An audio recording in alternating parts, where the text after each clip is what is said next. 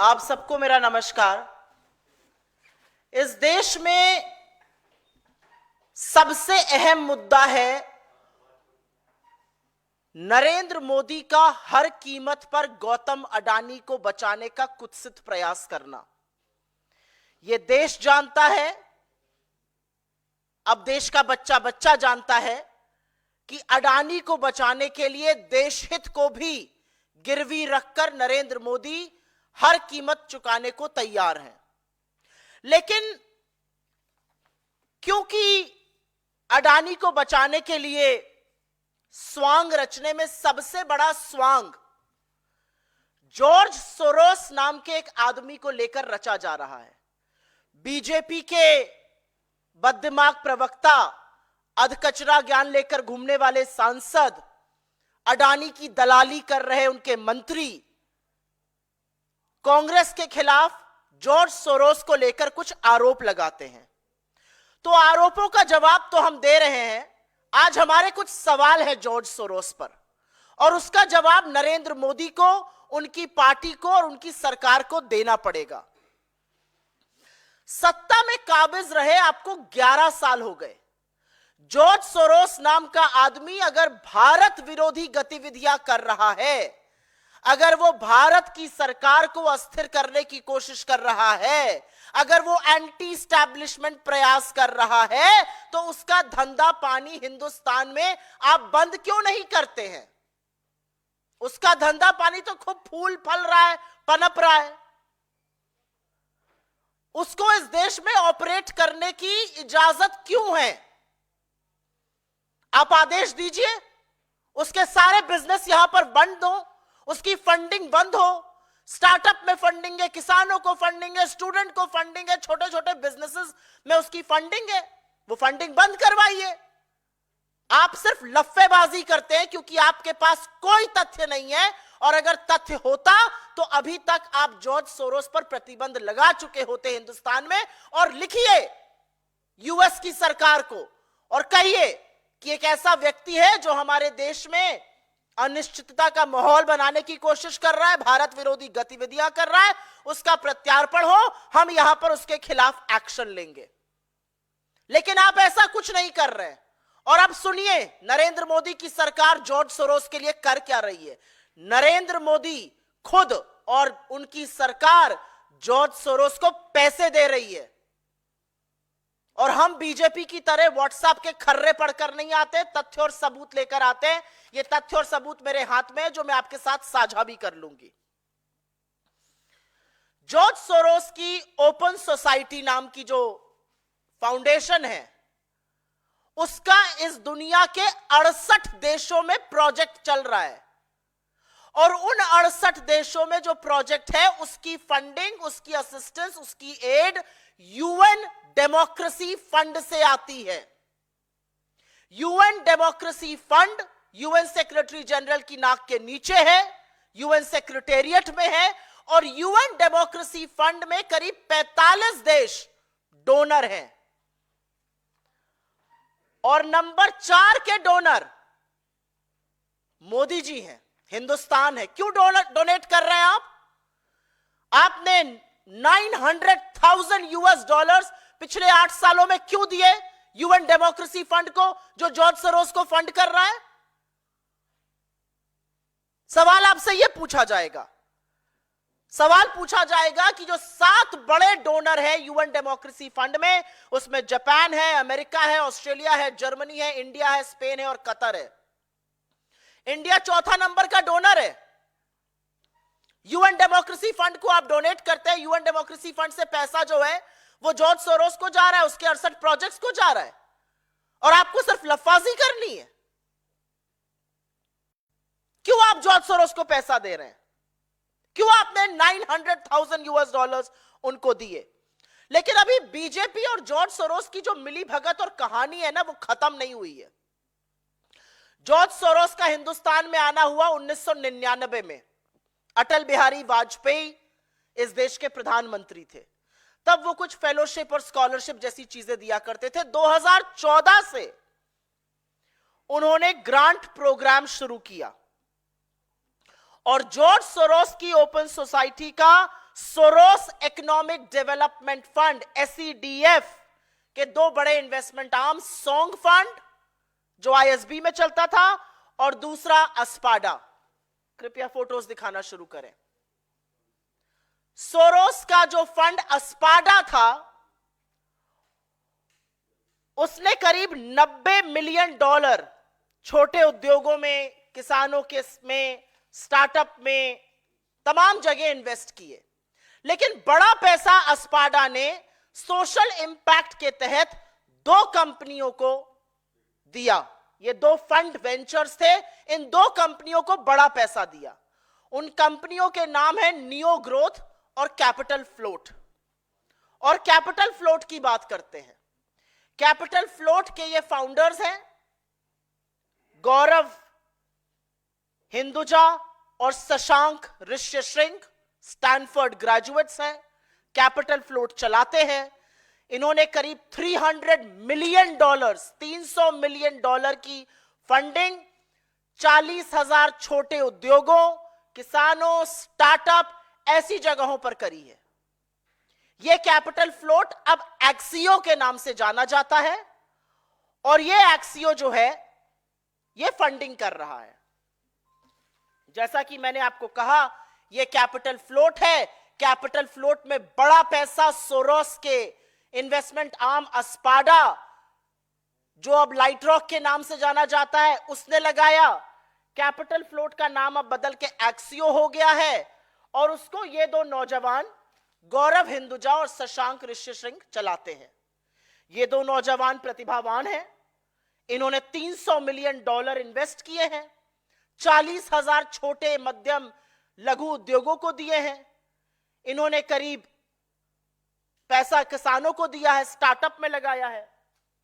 ये मोदी जी के दोनों व्यक्ति बड़े प्रबल समर्थक हैं। उनके साथ काफी मंच साझा करते हैं। आपको दिख रहा है इस फोटो में नरेंद्र मोदी, गौरव हिंदुजा, अमिताभ कांत, जितेंद्र सिंह। गौरव हिंदुजा इसके फाउंडर हैं, तमाम मंच साझा करते हैं। उनके दूसरे फाउंडर शशांक ऋष्यशृंग हैं, वो भी मंच साझा करते हैं, खुश होते हैं। प्रधानमंत्री जी से मिलकर ये लोग गौरवान्वित महसूस करते हैं। प्रधानमंत्री इनके कार्यक्रमों में जाते हैं, मंच साझा करते हैं इनके साथ। और ये सिर्फ प्रधानमंत्री के प्रबल समर्थक नहीं है, ये उनके नोटबंदी जैसे कानूनों को ऐतिहासिक भी बता चुके हैं। ये गौरव जी का एक ट्वीट मुझे मिला है, एक पोस्ट मिला है कि जबरदस्त आपने फैसला किया है, जबरदस्त फैसला है नोटबंदी का। इस तरह की बातें जो हैं यहां पर आपको दिख रही हैं। Champions of change NITI Aayog का एक फंक्शन था, उसमें कैपिटल फ्लोट के फाउंडर होने की हैसियत से ये दोनों लोग आए थे और वहां पर इन लोगों ने खूब मंच साझा किया, फोटो खिंचवाई, जैसा कि मैंने आपको इन दोनों फोटो में दिखवाया है। एक गौरव हिंदुजा है, एक शशांक ऋष्यशृंग है। ये सोरोस बैक्ड फंड, ये सोरोस के पैसे से पोषित फंड चलाते हैं। और अगर सोरोस देश विरोधी काम कर रहे हैं तो ऐसे व्यक्तियों के साथ आप मंच क्यों साझा कर रहे हैं? और अब आगे की कहानी सुनिए। मंच ही साझा नहीं कर रहे हैं, यह रिश्ता बहुत गहरा है, बहुत गहरा है और बहुत प्रगाढ़ रिश्ता है। शशांक जी का विवाह 2017 में मुंबई में हुआ और इस विवाह में प्रिया शाह जी के नाम की युवती थी, उनसे विवाह हुआ।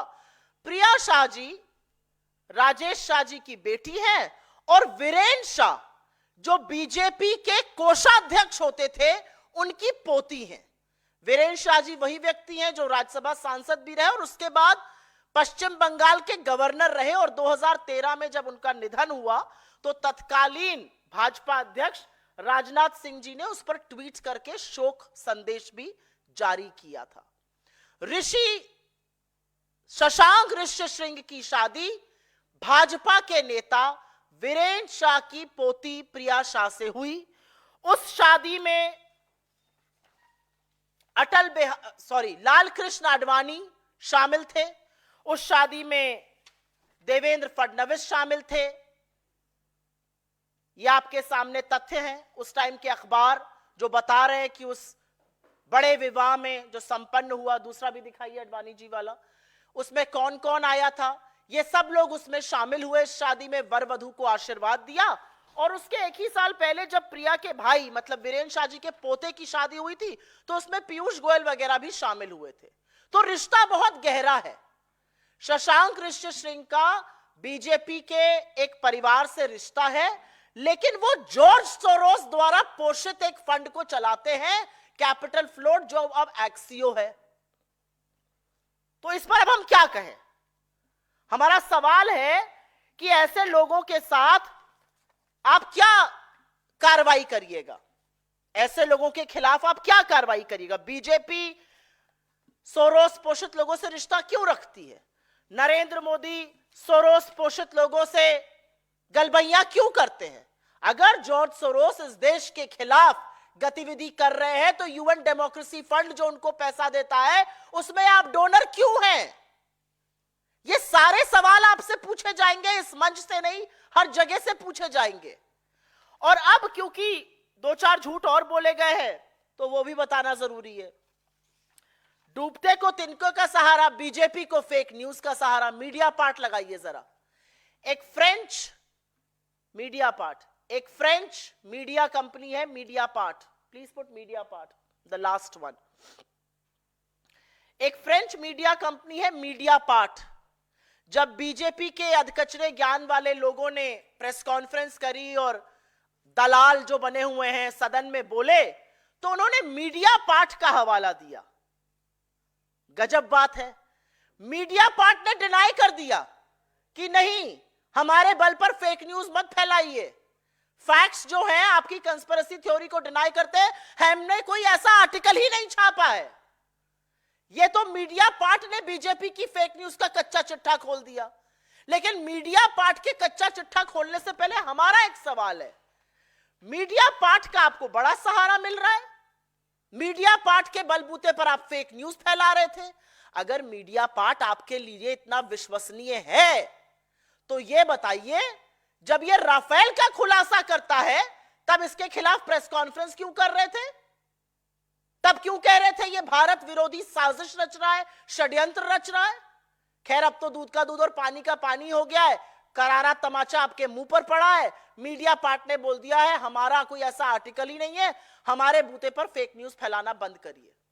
ठीक वैसे ही जैसे अमेरिका ने आपके मनगढ़ंत जो आप आरोप फैला रहे थे अडानी को बचाने के लिए, जो आप राष्ट्रहित को गिरवी रखकर हमारे संबंध बिगाड़ने की कोशिश कर रहे थे अमेरिका से, और कह रहे थे अमेरिका कर रहा है ऐसा, अमेरिका ने भी कह दिया हमने ऐसा कुछ नहीं किया है।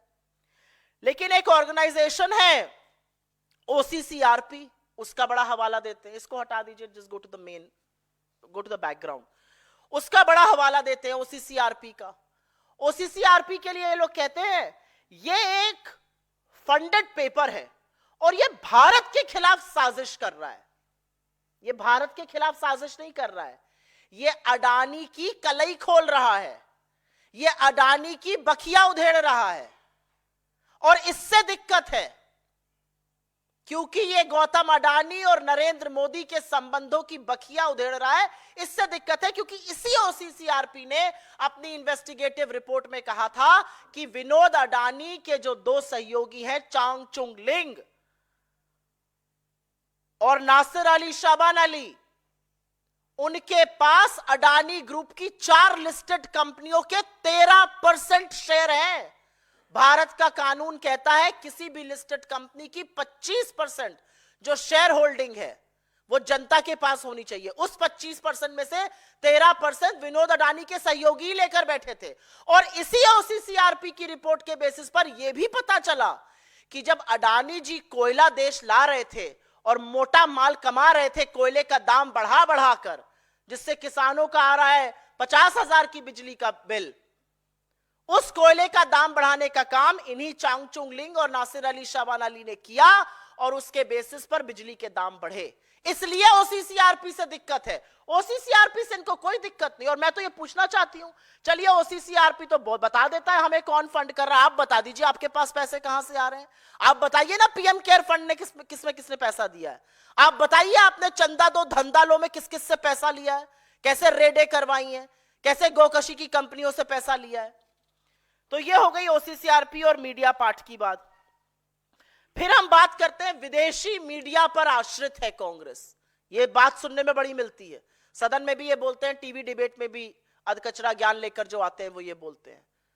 अच्छा, कांग्रेस विदेशी मीडिया पर आश्रित नहीं है और हमें किसी की जरूरत नहीं है आपको कटघरे में खड़ा करने के लिए, क्योंकि असलियत यह है कि आपकी अपनी कारगुजारी के चलते इस देश में आपने तबाही का माहौल बनाया हुआ है। लेकिन मैं आपके दोहरे मापदंड को देखते हुए दो सवाल पूछना चाहती हूं।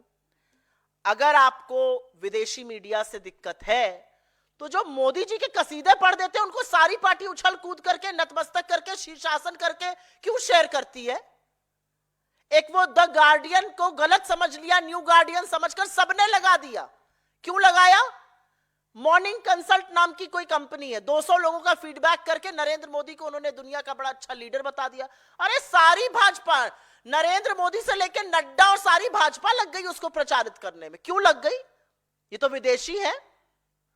असलियत यह है कि अगर आपके लिए कोई विदेशी मीडिया अच्छा बोले तो बहुत बढ़िया, हरिभजन होगा, और अगर बुरा बोले तो वो देश के खिलाफ साजिश है। तो ये मीठा मीठा गप और कड़वा कड़वा थूक तो नहीं चलेगा। एक और बात है, जब ये कहते हैं विदेशी एजेंडा है, मैं सुनकर हतप्रभ रह गई। हमें समझ में नहीं आया कि इसका जवाब भी क्या दिया जाए।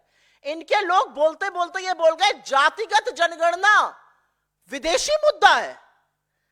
इस देश का पिछड़ा, इस देश का आदिवासी, इस देश का दलित, इस देश का गरीब सामान्य वर्ग जातिगत जनगणना की मांग कर रहा है। आप भाग रहे हैं जातिगत जनगणना से और इसको आप विदेशी मुद्दा बताइएगा। आपका कहना है पेगासस, आपका कहना है हंगर इंडेक्स, आपका कहना है प्रेस फ्रीडम इंडेक्स, ये विदेशी मुद्दे हैं। ये कैसे विदेशी मुद्दे हैं? क्या यह सच नहीं है कि फोन के अवशेषों में, फोनों में पेगासस का अवशेष मिला? क्या यह सच नहीं है कि हम निरंतर भुखमरी इंडेक्स पे गिर रहे हैं? क्या यह सच नहीं है कि प्रेस फ्रीडम इंडेक्स में हिंदुस्तान 159 आउट ऑफ 180 है? क्या यह सच नहीं है कि 165 देशों की सूची में ह्यूमन फ्रीडम में हम 109 पर हैं? ये विदेशी एजेंडे हैं। विदेशी एजेंडा जो है वो देश को डिरेल कर रहा है, देश की इकोनॉमी को डिरेल कर रहा है। नहीं प्रभु, उसके लिए आप ही काफी हैं। आपकी नोटबंदी, आपका गब्बर सिंह टैक्स और आपने जिस तरह से पूंजीपतियों को बढ़ावा दिया और किसानों को, छोटे लघु मध्यम उद्योगों को खत्म किया, उसकी वजह से भयावह बेरोजगारी है, आर्थिक असमानता है, लोगों की आय थम सी गई है और सिर्फ मोदी और अडानी को जुटाने में आप सब के सब लगे हुए हैं। अडानी को मोदी का रॉकफेलर बुलाना गलत है, बिल्कुल, ये एक सही बात कही। वो रॉकफेलर थोड़ी है, अरे वो तोता है जिसमें मोदी की जान बसती है, उसको रॉकफेलर बुला रहे हैं हम लोग, गलत कह रहे हैं। अडानी मोदी का वो तोता है जिसमें जादूगर की जान बसती है, और इसीलिए तो अडानी को बचाने के लिए राष्ट्रहित को ही बलिदान नहीं कर रहे, सदन को भी गिरवी रख दिया है। सारी सरकार, सारी पार्टी अडानी को बचाने में जुटी हुई है। क्या यह सच नहीं है कि आप घूम घूम कर अडानी को डील दिलाते हैं? क्या यह सच नहीं है कि आप अडानी के हवाई जहाज में घूमकर अपना प्रचार करते थे? क्या यह सच नहीं है कि आपने कानून बदले अडानी को पोर्ट, एयरपोर्ट देने के लिए? क्या यह सच नहीं है कि आपने सिख कंपनीज को, जो कंपनियों में गड़बड़ी हो जाती है, उनको कौड़ियों के दाम पर अडानी को दिया? क्या यह सच नहीं है कि अडानी के चलते आपने नीति आयोग और फाइनेंस मिनिस्ट्री की भी अनदेखी करी? तो असलियत यह है कि जब जब आपकी कलई खुलेगी तब आपको कांग्रेस अपने साथ और अपने सामने नजर आएगी। लेकिन मैं फिर से उस सवाल पर जाना चाहती हूं जिससे मैंने अपना प्रेस वार्ता शुरू करी थी, और सवाल यह है कि जॉर्ज सोरोस अगर देश विरोधी हरकतें कर रहा है तो उसका धंधा पानी यहां क्यों चल रहा है? उसके प्रत्यार्पण के लिए आपने चिट्ठी क्यों नहीं लिखी? उसके द्वारा फंडेड जो फंड्स हैं उनके लोगों से आपकी साठगांठ क्यों है? उनके लोगों के यहां शादी ब्याह आपके बीजेपी वालों का क्यों हो रहा है? ये सारे सवाल आपसे पूछे जाएंगे। आपसे पूछा जाएगा कि क्यों आप जॉर्ज सोरोस द्वारा फंडेड लोगों के साथ मंच साझा करते हैं, और क्यों नहीं आप जॉर्ज सोरोस के जो फंडेड फंड्स हैं उनको बंद करवा दीजिए, करवाइए बंद। आज सवाल इस बात का है, व्हाट्सएप के खर्रे पढ़कर आरोप लगाना बहुत इजी है, तथ्यों के साथ और प्रमाण के साथ हमने अपनी बात रखी है। अगर बीजेपी के अंदर दम होगा तो वो जरूर इन बातों का जवाब देगी। I will very briefly make a few points in English just for the benefit of people who are non-Hindi speaking. The BJP is relentlessly trying to save Adani. A really big question is why? Why are you saving Adani? And to what extent are you going to save him? You have decided the parliament will not function. The reality is that it is the ruling party which is obstructing proceedings. It is the ruling party which is asking for adjournment. It is the ruling party which is going in the well of the house. It is the ruling party that's causing disruption. And which is why our democracy is on test. But because you hide behind a man called George Soros, and I give two hoots about who George Soros is, the reality is that you have to answer a few questions. If George Soros is indeed running an anti-India agenda, what are you doing to shut him down in India? Why are you contributing to the UN Democracy Fund, which actually aids 68 projects of George Soros around the world? Why have you contributed $900,000 in the last 8 to 10 years in this UN Democracy Fund? Why are you the fourth largest donor in the UN Democracy Fund? Why are you even a part of the UN Democracy Fund that's giving money to George Soros? So in a way, Mr. Modi is funding George Soros.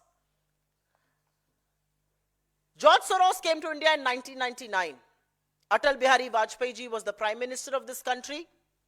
He came to India, he used to give some fellowships and scholarships, but it was in 2014 that his grant program started.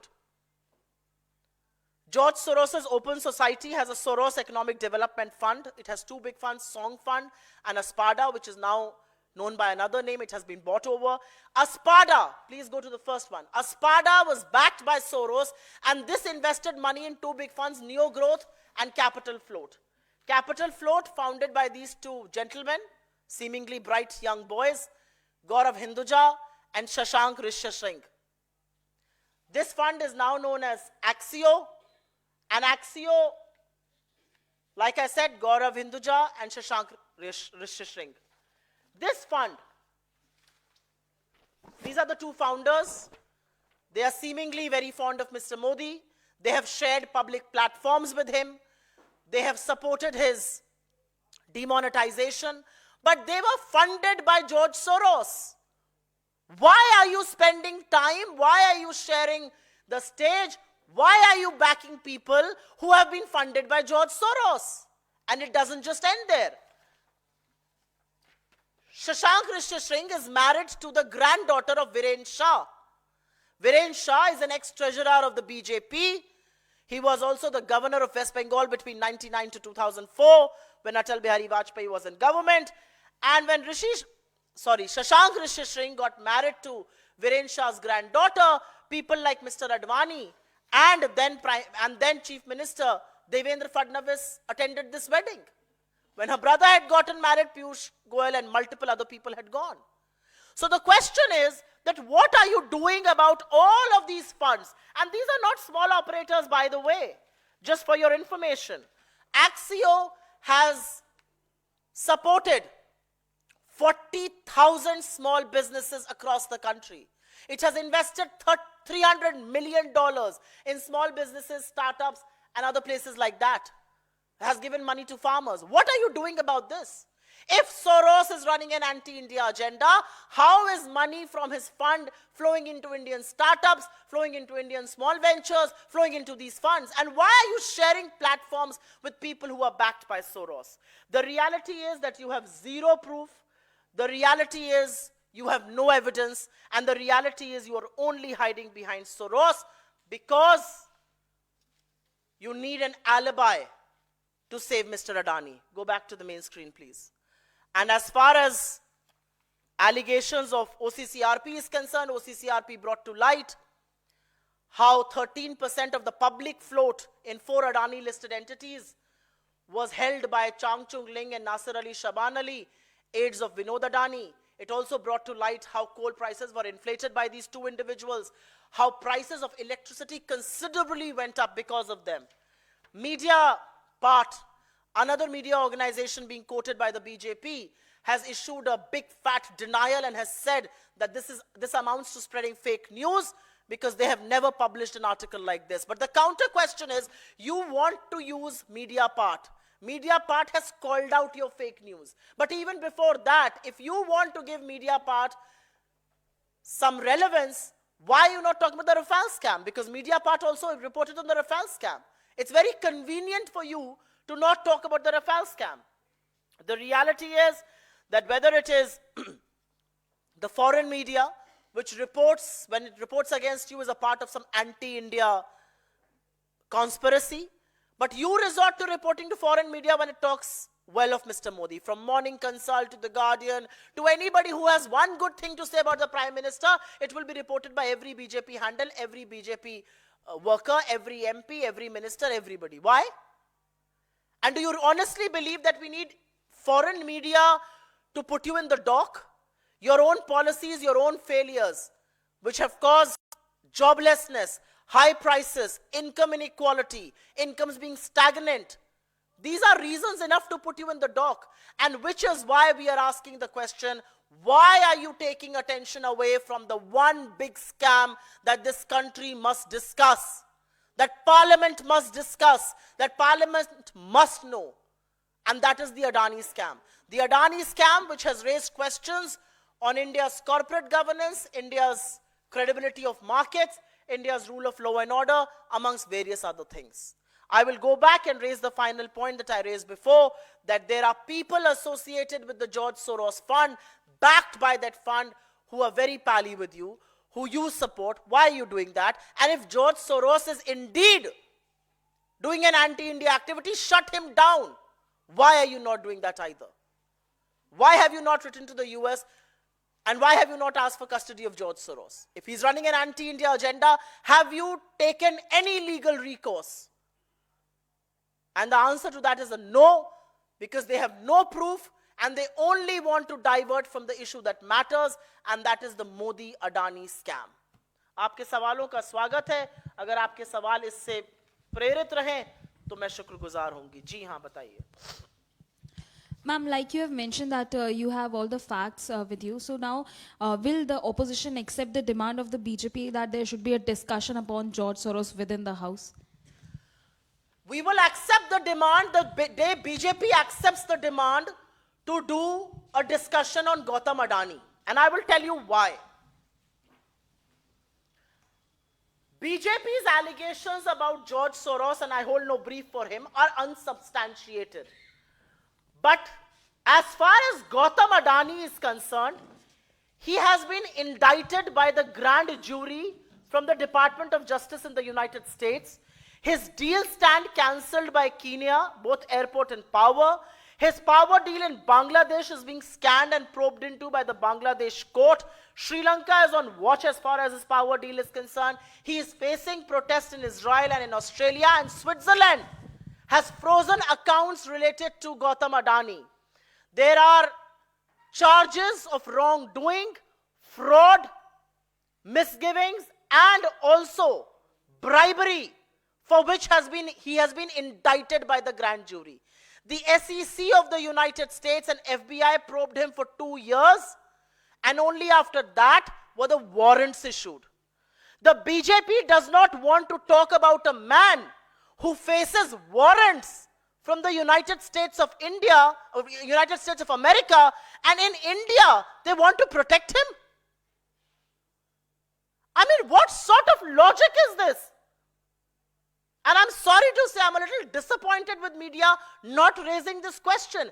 Here is a man who faces indictment, who faces a warrant on charges of fraud, on charges of corruption, on charges of bribery, and bribery paid to Indian officials and Indian politicians. And the government doesn't want to probe him. He has offered to settle with SEBI. Why? If there was no wrongdoing, why is he offering to settle with SEBI? Do you not want to know what the charges are? Do you not care about the credibility of our stock markets, the credibility of our corporate sector? Do you not care about the kind of allegations this raises and raises questions on our rule of law both in spirit and in letter? What are we talking about?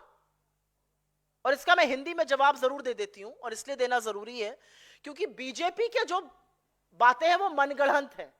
Gautam Adani के खिलाफ ये तो तथ्य है ना, ये कांग्रेस तो नहीं बोल रही है। 2 साल तक जांच हुई, एसईसी और एफबीआई ने मिलकर जांच करी, डिपार्टमेंट ऑफ जस्टिस की ग्रैंड जूरी ने वारंट इशू किया है अमेरिका में, और देशभक्ति के लिए वारंट इशू नहीं किया है। वारंट इशू किया है क्योंकि उनके खिलाफ जालसाजी के, हेरा फेरी के और घूस देने के, भारत में घूस देने के आरोप है। उन पर कोई चर्चा नहीं करना चाहते, उनकी कोई जांच नहीं करना चाहते। एक ऐसा व्यक्ति जो देश का नाम डुबो रहा है, जिसकी डील कीनिया में कैंसिल हो रही है, उनकी एयरपोर्ट और पावर की डील, बांग्लादेश का कोर्ट उनकी डील की जांच कर रहा है, श्रीलंका वॉच पर है उनकी डील की जांच करने के लिए, इजराइल और ऑस्ट्रेलिया में उनको विरोध प्रदर्शन का सामना करना पड़ रहा है, स्विट्जरलैंड ने उनसे संबंधित अकाउंट्स को फ्रीज कर दिया है। एक ऐसा व्यक्ति जो देश के लिए इतनी सारी चीजें, सिर डुबो रहा है हमारा, उस पर आप चर्चा नहीं करेंगे क्योंकि उस तोते में आपकी जान बसती है, और आप हमसे एक्सपेक्ट करते हैं कि हम बाकी चीजों पर चर्चा करेंगे। ये तथ्य है, ये आंकड़े हैं, ये सबूत हैं, और आपने देश हित को गिरवी रखने में कोई भी कवायद नहीं छोड़ी है।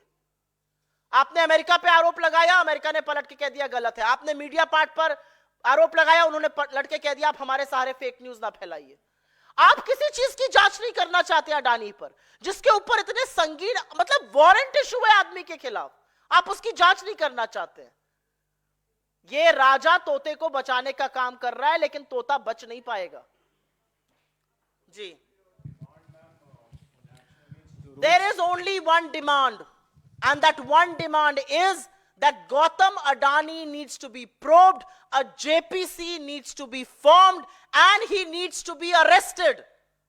The kind of charges he is facing, bribery of over 2200 crore rupees, 2200 crore रुपए की जिस आदमी के ऊपर घूस का आरोप है, गबन का आरोप है, जालसाजी का आरोप है, हेरा फेरी का आरोप है, स्टॉक मैनिपुलेशन का आरोप है, वो आजाद घूम रहा है। गिरफ्तार करिए उसको। ये हमारी डिमांड है, हमारी डिमांड है जेपीसी, और हमारी डिमांड है सदन में गौतम अडानी पर चर्चा हो। आप चर्चा से क्यों भाग रहे हैं? इस पर और कोई सवाल? बहुत धन्यवाद आप लोगों का। जी हाँ, बोलिए।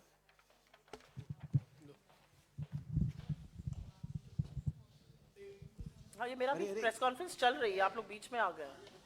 हाँ Ma'am, your thoughts on opposition moves no confidence motion against Jagdeep Dhankar. I will briefly explain to you what happened in the house yesterday in Rajya Sabha, the house of the elders. The BJP got into the house, and under Rule 267 they gave an adjournment motion which was rejected by Shri Dhankar, India's Vice President and of course custodian of Rajya Sabha. This motion was rejected, and then between 11 and 11:40 and 12 and 12:14, he asked every BJP member to rise and speak. The Congress President, the leader of the opposition, Shri Kharge ji, the Deputy LOP, Shri Pramod Tiwari ji, our Chief Whip, Jairam Ramesh ji, Digvijay Singh ji, senior members, all seasoned politicians got up and asked, under what rule are you allowing them to talk? And he did not listen to them. He just allowed them to speak. And this is not one day in the house, this is several days we see this. Every time a member of the opposition opens his mouth and utters the word Adani, he comes down on them like a ton of brick. Nothing will go on record. Nothing will go on record. Why will it not go on record? Every time the Congress president gets up to speak, you interject him, you expunge important portions of his speech. Why? Because he's a Dalit. And I will raise this question because you have a very, very partisan attitude in the House, and members in the House feel obliged to hold you to record. The kind of snidey remarks that you make, we forget about that. But you are responsible for conducting the House in a bipartisan way. You have just chosen not to do that. मैं इसका हिंदी में भी जवाब दे देती हूं. राज्यसभा में आपने अविश्वास प्रस्ताव की बात करी. सभापति महोदय का जो व्यवहार है वो सबने देखा है. जिस तरह की बातें वो करते हैं सदन और सदन के बाहर, पूरी तरह से राजनीतिक, पूरी तरह से पार्टिजान, वो भी सबने देखी हैं. लेकिन मैं आपको कल का एक छोटा सा वाक्य बता देती हूं. रूल 267 के अंतर्गत स्थगन नोटिस दी थी बीजेपी ने, और बीजेपी की इस नोटिस देने के बाद कुछ भी नहीं होना चाहिए था, क्योंकि ये नोटिस अस्वीकार कर दी थी धनखड़ जी ने. लेकिन धनखड़ जी ने उसके बाद 11 से 11:40 और 12 से 12:14 तक एक एक बीजेपी सांसद को उठवाकर बुलवाया.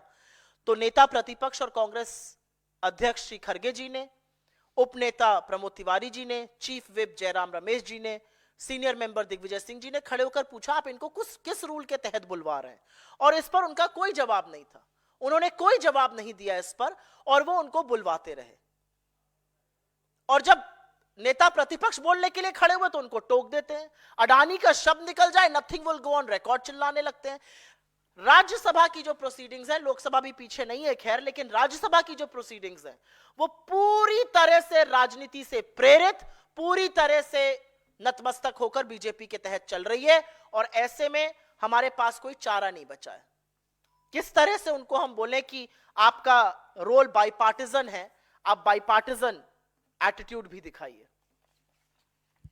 Ma'am, one question. As Tahir Hussain has joined AIMIM today, and his name has been announced by Asaduddin Owaisi to contest the upcoming elections in Delhi Assembly, as he was one of those person who were being accused in the 2020 Delhi riots. Such kind of person contesting election, what's the take of the Congress party regarding this? Why is he contesting elections? Which party is supporting him? And what will I know who is supporting him? I'm asking you a rhetorical question. Who is supporting him and why? Why is he being supported? What is this going to do? Whose hands is Mr. Owaisi playing in? And when I say B team of the BJP, people take a lot of offense. He himself takes a lot of offense. But who is he supporting? Whose agenda is he pushing by doing these things? I don't want to speak on more things like that because he's not a member of my party. I haven't given him the ticket. My party doesn't stand with people like that. But if Mr. Asaduddin Owaisi has decided to stand by him, what's his motive? Who is he supporting? And why? And is it not playing into the BJP's ploy of polarization? That's a question all of you who keep meeting Mr. Owaisi inside and outside of parliament should ask him. जी. हुमायूं हैं, विधायक हैं TMC के. उन्होंने ऐलान किया है कि मैं अगले साल तक बाबरी मस्जिद अपने इलाके में बनवाऊंगा. अब इन सब बातों का मैं क्यों जवाब दूं? वो एमएलए हैं या सांसद हैं, जो भी हैं, इसका जवाब टीएमसी दे. टीएमसी के सांसद है, मेरे सांसद तो है नहीं. Ma'am. जी.